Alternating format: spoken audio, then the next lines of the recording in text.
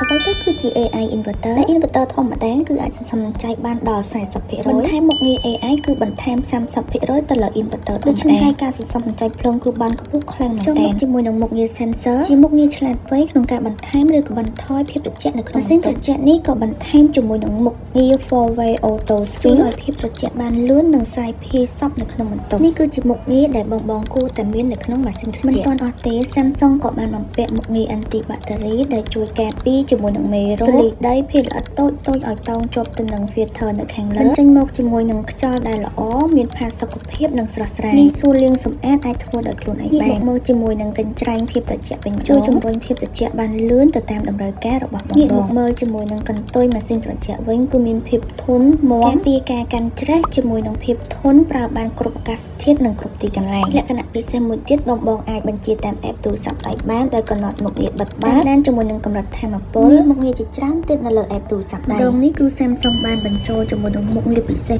ជាច្រើនដែលតម្លៃពិសេសកន្លះត្រឹមតែ$559ដែលអាចនិយាយបានថាតម្លៃនេះគឺល្អបំផុតនៅលើទីផ្សារជាមួយនឹងគុណភាពលើសពីតម្លៃ